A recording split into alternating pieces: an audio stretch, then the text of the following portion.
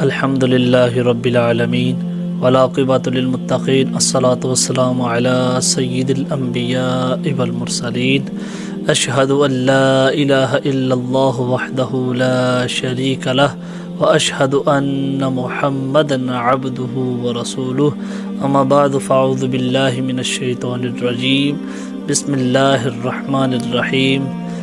آج ہم اپنا 5واں سیشن ریکارڈ کر رہے ہیں۔ آپ کے جتنے بھی سوالات ہمیں انسٹاگرام پر سینڈ کیے گئے ان کے جوابات اس سیشن میں دیے جائیں گے۔ جو سوالات ہمیں سینڈ کیے گئے ان میں سے جو پہلا سوال ہے کہ نماز میں ناک صاف کر سکتے ہیں جیسے سخت زکام لگا ہو؟ دیکھیں، جب آپ حالت نماز میں ہوں گے تو آپ ناک کو صاف کر سکتے ہیں، اس میں کسی بھی حدیث میں کوئی ممانعت نہیں آئی۔ 3 دفعہ کرے 4 دفعہ کرے، یہ اکثر لوگ اس کو عمل کثیر میں لے جاتے ہیں۔ اب ایک بندے کو ہے بیماری، اب وہ کیا کرے؟ وہ پھر آپ دیکھیں گے جس کو سخت زکام ہو پھر وہ اس کے کپڑے بھی گندے ہوں گے، وہ پھر وہ نماز میں ڈسٹرب ہوگا بہت زیادہ۔ تو اس لیے شریعت نے اس میں اجازت دی ہے، آپ ناک کو صاف کر سکتے ہیں، اس میں کوئی شرعاً ممانعت نہیں ہے۔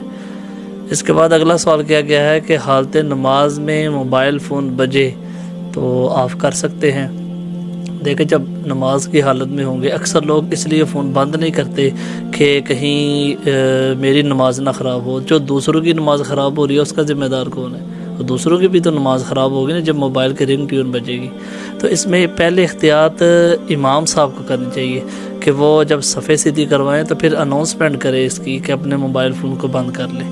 تو خود بھی ہم اس چیز کا خیال رکھیں کہ جب بھی نماز کے لیے کھڑے ہوں تو اپنے موبائل فون کو بند کر دیں تاکہ نماز میں کوئی بھی جو ہے وہ پریشانی نہ ہو کسی کو بھی۔ تو آپ بند کر سکتے ہیں، آرام سے نکالیں اور اس کو سائلنٹ پر کر دیں، یہ بہترین طریقہ آپ کر سکتے ہیں۔ اس میں حدیث میں کوئی ممانعت نہیں ہے اس میں۔ اچھا، اگلا سوال کیا گیا ہے کہ کیا عورتیں ٹانگوں سے بال صاف کر سکتی ہیں؟ شرعاً اس کی اجازت ہے۔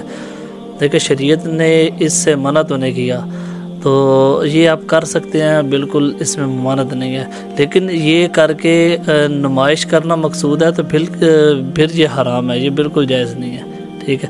دوسرا یہ عذر پیش کیا جاتا ہے کہ اپنے شوہروں کو خوش کرنے کے لیے، شوہروں کو خوش کرنے کے لیے اور بھی بڑی باتیں ہوتی ہیں، وہ بھی مانا کرے اور وہ بھی کیا کرے، تو اس میں ممانعت کوئی نہیں، آپ کر سکتے ہیں، شرعاً اس کی اجازت ہے۔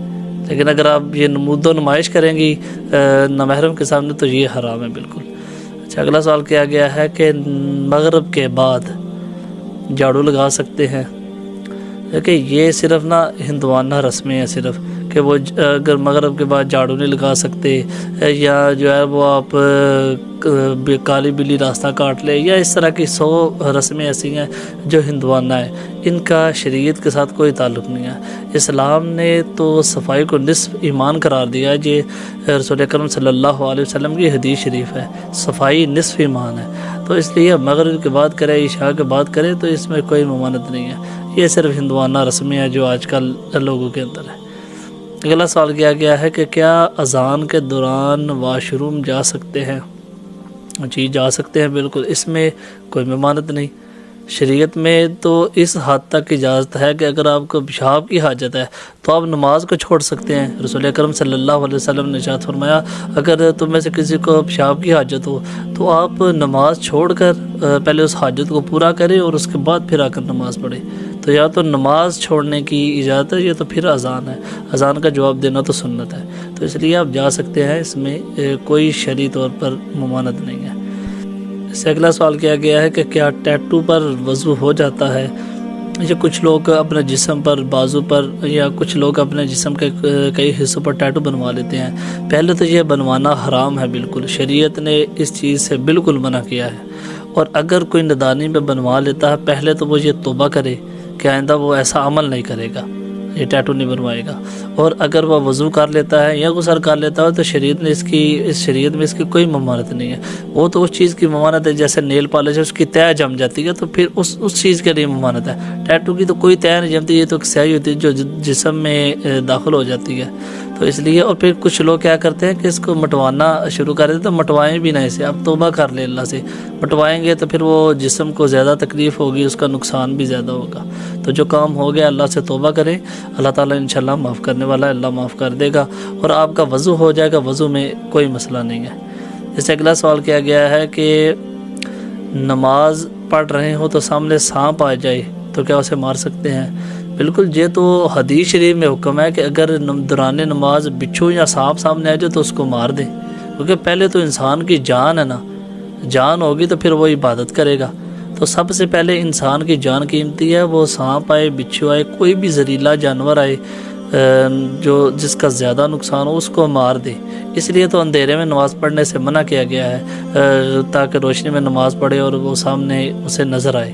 تو اس لیے اس میں کوئی ممانعت نہیں ہے، اور یہ تو حکم ہے رسول اکرم صلی اللہ علیہ وسلم کا کہ آپ سانپ اور بچھو ہے تو اس کو مار دیں، تو مار دینا بہتر ہے۔